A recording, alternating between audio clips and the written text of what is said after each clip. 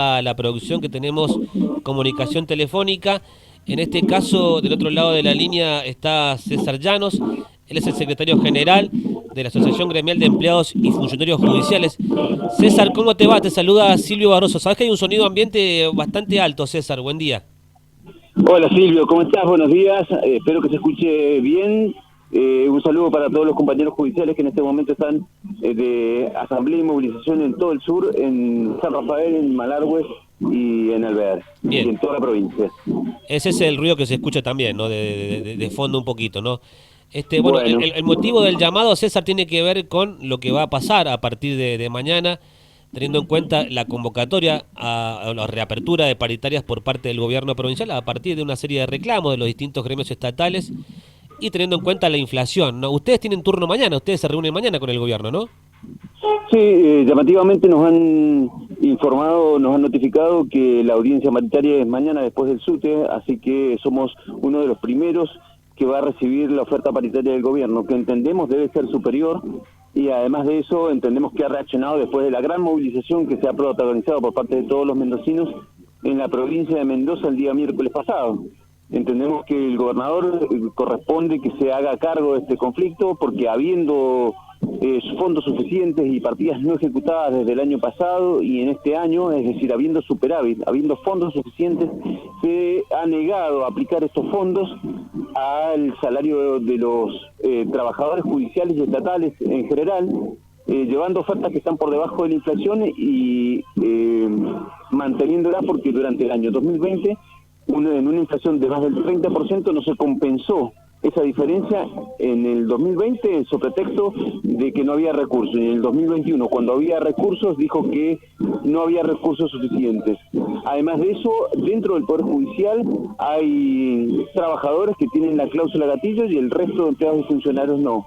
Estos que son los que más ganan dentro del Poder Judicial son los ministros de la Corte, los jueces y los magistrados.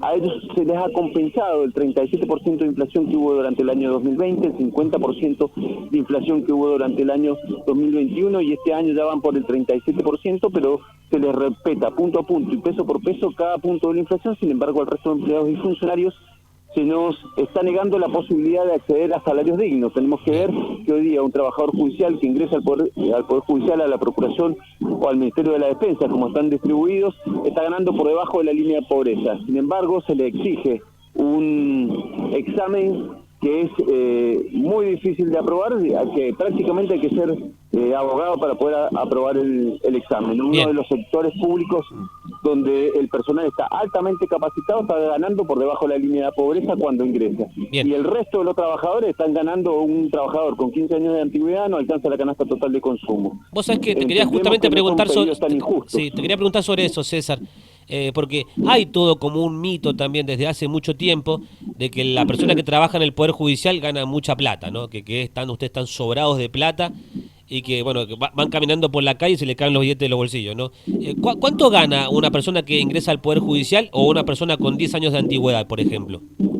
Sí, una persona que está ingresando al Poder Judicial está por debajo de los 80.000 pesos y una persona con 15 años de antigüedad está alcanzando con el último momento aplicado casi los 100.000 pesos. Bien. Eso es muy lejano a lo que cuesta vivir en Mendoza. Sí. No tenemos que dejar de lado que hoy día hay sueldos millonarios adentro del Poder Judicial.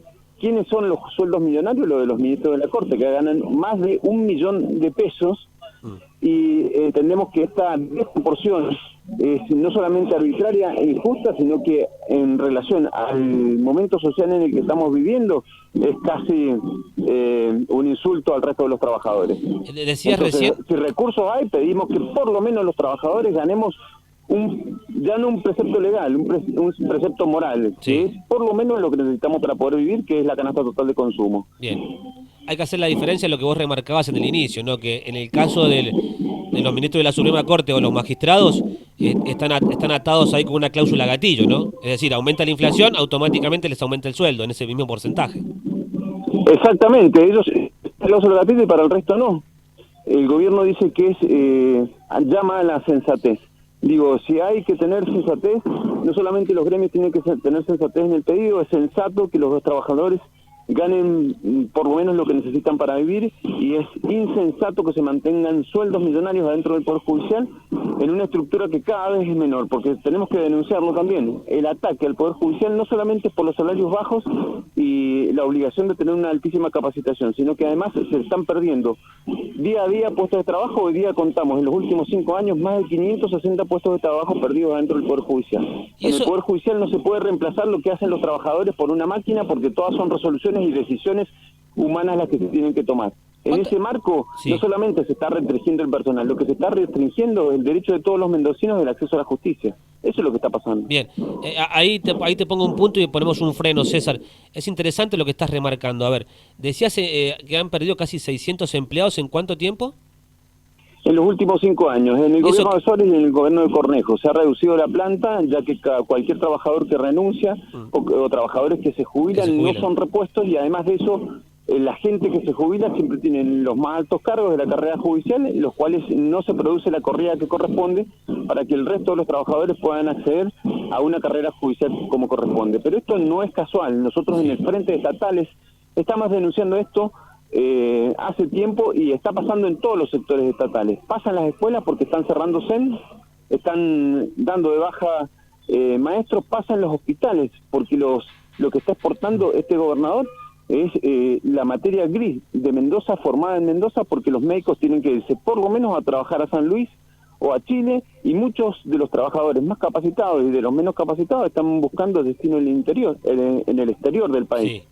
Entonces, entendemos que habiendo recursos, esto es un ataque a todos los mendocinos. Habiendo recursos, reducir la planta de personal de las escuelas, de los hospitales y de la justicia es atacar el derecho de los mendocinos de acceder a la justicia, a la salud y a la educación. Pobre justicia y pobre Mendoza es la que vamos a tener con una restricción tan terrible de los derechos.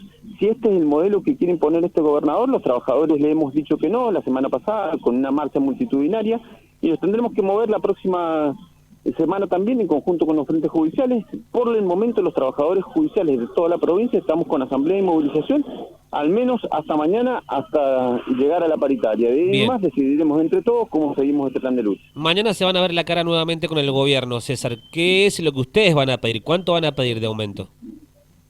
Nosotros lo que estamos pidiendo es primero que exista un plan de recomposición salarial, ya que en el año 2000 recompusieron y ahí se produjo, como dice usted, la ruptura del mito de que en la justicia se gana muy bien, porque pues, se produjo un atraso salarial del 30%. El año pasado quedamos alrededor de 15 puntos por debajo de la inflación. Y hoy día los aumentos que están ofreciendo, hemos recibido hasta el momento el 25% de aumento, con una inflación que al día de hoy acumulada en este año es del 48%.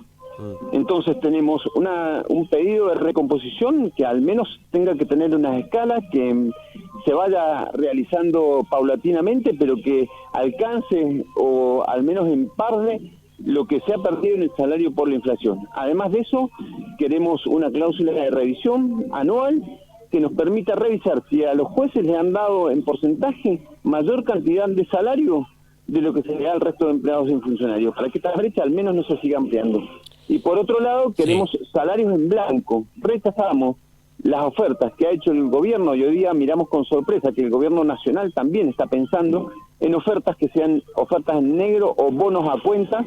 Rechazamos eso, entendemos que el salario de los trabajadores debe ser en blanco, y que se resuelva esta paradoja, que un trabajador en el sector público estatal esté en blanco, esté ganando por debajo de la línea de la pobreza. Esa es la principal demanda que tenemos judiciales en la provincia de Mendoza para mañana, cuando nos sentemos en la mesa paritaria.